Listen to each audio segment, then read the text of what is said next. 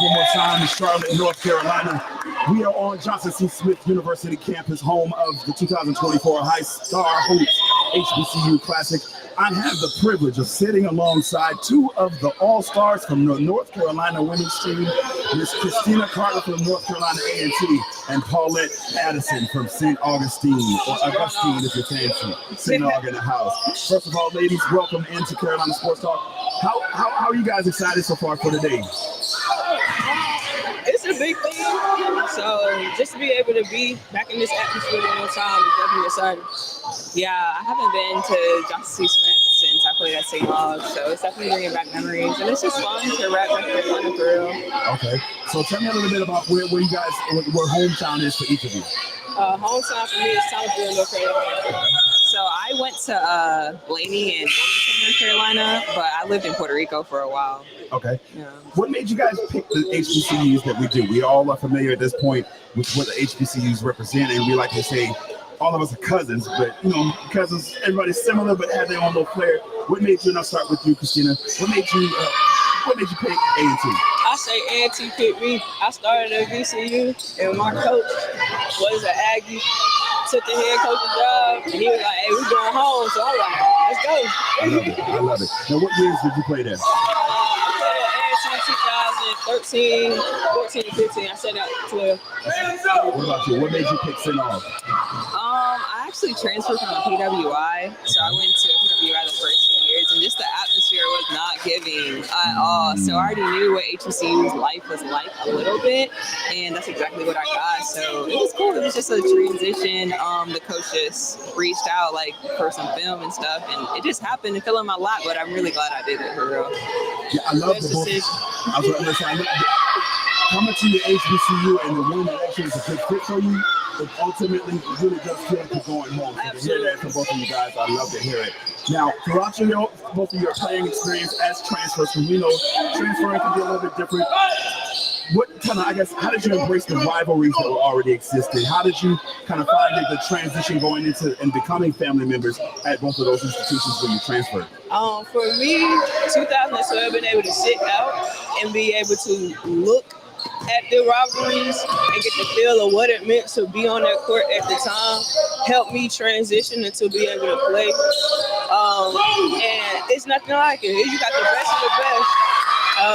And it's more so about bragging rights. It's always about bragging rights. So just that vibe alone is going to bring another type of energy to be able to play. So that's the part that I love. Well, that same question. I can almost say that I had no idea what I was walking into, especially with small schools. So St. Aug Shaw was our big one, which is the boys are playing next. So that's going to be fun to watch. I didn't know what I was walking into, but coming from Puerto Rico, like I mentioned, we have that same small atmosphere of people. So I was used to just being fueled by the crowd like that. So it translated really easily for me, but it was another level. You know how we do. It gets nasty. And literally thinking about that, all of the North Carolina squads represented with you two and the rest of your teammates versus the South Carolina. Just a few moments ago, we had the Horton twins from Claflin University talking about their rivalries with Winston-Salem State and several other schools up there, and how it's almost always been the North versus the South. How is this going to be any different? If it isn't, what are you expecting when you guys get on the court today? North versus South for me. South Carolina State is one of our rivalries, maybe because you got the North and the South. Hey, so it's always cool which one is the better Carolina. What about you? What you say on it? Honestly, I'm not too familiar because I've been out the loop because I've been in Puerto Rico and playing. So I'm excited to see the competition. I know we're both going to bring it. That's the big thing. So I hope the crowd gets into it with us. What do you think the keys are to a victory for you guys to take that home for the North?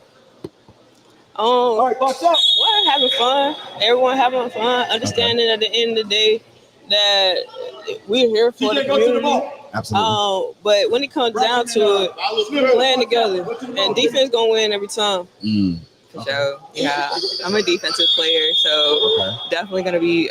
Hey, Tiana just walked in. Be feeding my girl Tiana from Winston from the 3 for sure. Absolutely. Yeah, we gotta knock down open shots. You know, the simple stuff. Shooter first. Yeah. So what I'm hearing is defense and knocking down open shots is going to be the key for you guys. Well, I'm going to tell you, I'm from Charleston, South Carolina, Claflin University alumni. So I'm a little biased, but I'm definitely going to be rooting for you guys. And again, like you said, we're all here for the community. It's an amazing event. We are glad to be and privileged to be a part of this Highstar Hoops event. And we look forward to a great matchup nonetheless. And so, ladies, we wish you guys luck. Not too much luck. Y'all can drop 30 each and ultimately go ahead and get that loss if it was up to me. But again, we look forward to a great matchup on the court. Thank you guys again for joining us. We'll be back to you coming up soon with more from Charlotte, North Carolina, Johnson C. Smith University, the Highstar Hoops HBCU Alumni Classic.